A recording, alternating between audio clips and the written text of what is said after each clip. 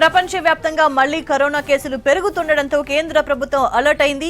భారత్లో కొత్త వేరియంట్లు విస్తరించకుండా ముందస్తు చర్యలు చేపట్టింది. రద్దీ ప్రదేశాల్లో ప్రజలు మాస్కులు పెట్టుకోవాలని సూచించింది.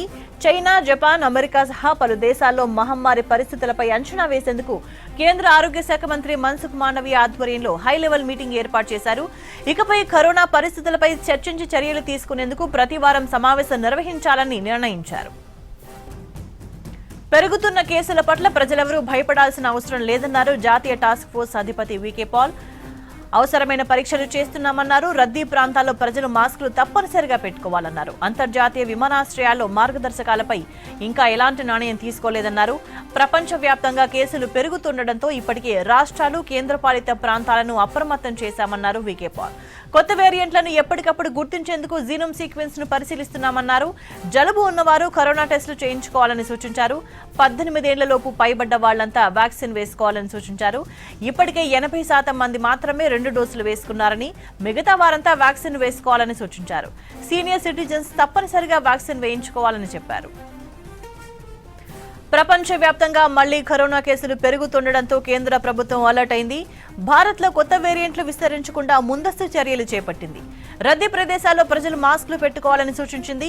చైనా, జపాన్, అమెరికా సహా పలు దేశాల్లో మహమ్మారి పరిస్థితులపై అంచనా వేసేందుకు కేంద్ర ఆరోగ్య శాఖ మంత్రి మన్సుఖ్ మాండవీయ ఆధ్వర్యంలో హై లెవెల్ మీటింగ్ ఏర్పాటు చేశారు.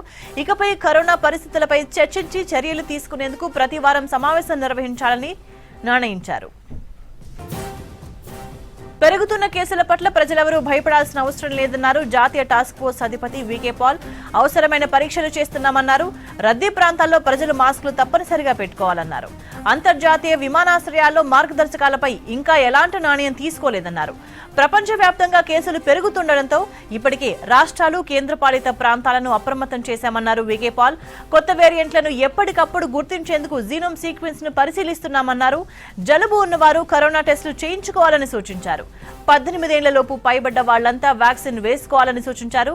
ఇప్పటికీ 80% మంది మాత్రమే 2 డోసులు వేసుకున్నారని, మిగతా వారంతా వ్యాక్సిన్ వేసుకోవాలని సూచించారు. సీనియర్ సిటిజన్స్ తప్పనిసరిగా వ్యాక్సిన్ వేయించుకోవాలని చెప్పారు. अबंडेंट प्रिकॉशन, अगर हम उस तरह बढ़ रहे हैं तो अबंडेंट प्रिकॉशन के क्या मुद्दे हैं?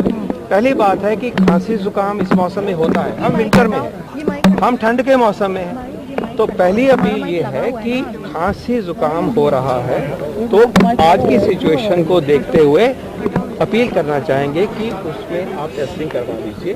हो सकता है और 90% चांस है कि शायद ये नॉन कोविड होगा, लेकिन अगर हमने अर्ली डिटेक्शन करनी है तो तभी करेंगे, कोई टेस्ट करवाएंगे. तो एक अपील भी है और सिस्टम भी इसको प्रोत्साहित करेगा कि टेस्टिंग हो. टेस्टिंग बढ़ेगी तो हमारा फुटप्रिंट ज्यादा होता है, प्रॉब्लम जो है वो डिटेक्ट होगी, उस वायरस का आइसोलेशन होगा, उस वायरस का जीनोम होगा, तो हमें पूरी ताकत मिलेगी और हमें समझ रहे कि हम किस तरफ बढ़ रहे हैं. दूसरी अबंडेंट प्रिकॉशन क्या है कि हमें प्रिकॉशन डोज हमारी ड्यू है. लगभग देश में 18 के ऊपर प्रिकॉशन डोज सबको लगनी चाहिए, लेकिन लगी है सिर्फ 27-28%. तो देश में 18 के ऊपर प्रिकॉशन डोज सबको लगनी चाहिए, लेकिन लगी है सिर्फ 27-28%. तो हम अपील करेंगे कि प्रिकॉशन डोज जिसको नहीं लगी है वो ले लीजिए. ये भारत की पेंडेमिक रिस्पांस का एक पिलर है, पॉलिसी है, वैक्सीन अवेलेबल हैं, तो उसको तरफ जाइए. और पर्टिकुलरली जो हमारे सिटीजन्स, सीनियर सिटीजन्स हैं, वो कोई छूट गए हैं प्रिकॉशन डोज से, तो हमेशा की तरह जैसे हम पहले भी अपील करते थे कि उनका हमें ज्यादा ख्याल करना है. सीनियर सिटीजन्स क्योंकि वल्नरेबल हैं और बीमारी वाले व्यक्ति वल्नरेबल ज्यादा होते हैं, तो ये खासकर उनके लिए अपील है कि अगर आपको प्रिकॉशन डोज नहीं लगी तो लीजिए, लेकिन सभी को प्रिकॉशन डोज जो है वो मैंडेटेड है, गाइडेड है, और उसको आप लीजिए. अगला पॉइंट ये आता है कि हमें इसके अलावा भी जनरल प्रिकॉशंस लेनी है, जो कि कोविड अप्रोप्रिएट बिहेवियर की बात हम करते हैं. उसकी एडवाइजरी अभी भी हम क्या कहते हैं कि अगर हम क्राउडेड प्लेस में हैं, चाहे बाहर, जैसे मैं अब क्राउडिंग में आ गया हूं तो मुझे मास्क लगाना है, अंदर भी अगर क्राउडिंग है तो वहां भी हमने मास्क लगाना है. इसी प्रकार सोशल डिस्टेंसिंग की जो एडवाइजरी अभी तक है आपके समक्ष, उसका ख्याल रखिए. And again there those with comorbidities, those with a particular age, senior citizens, उनके लिए ये और भी जरूरी है. और ये हमें अपनी नॉर्मल लाइफ को लीड करते हुए, नॉर्मल काम करते हुए इनका ये प्रिकॉशन हमें लेनी है ताकि हम अपने आप को भी बचाएं और जो ट्रांसमिशन होती है वायरस की उसकी चेन भी, जो भी चल रहा है, जितना भी चल रहा है, वो ट्रांसमिशन की चेन रुकने में हम सबको मदद, क्योंकि ये तो यूनिवर्सल वैक्सीन है।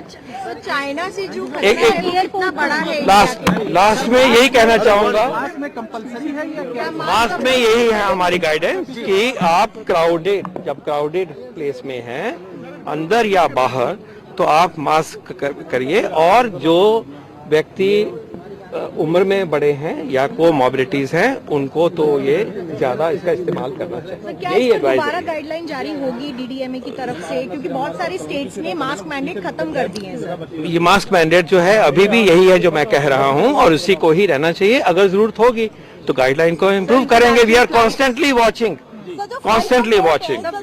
एविएशन को क्या करेंगे सर जो लास्ट पॉइंट आप बोल रहे थे पहले पहले चाइना वाला बोल जो लास्ट पॉइंट बता रहे लास्ट पॉइंट यही है कि एग्जिस्टिंग गाइडलाइन जो मास्क की हैं, जो मैंने कही वही हैं कि मास्क हम क्राउडेड जगह पे हैं, बाहर या अंदर, हमें मास्क पहनना चाहिए।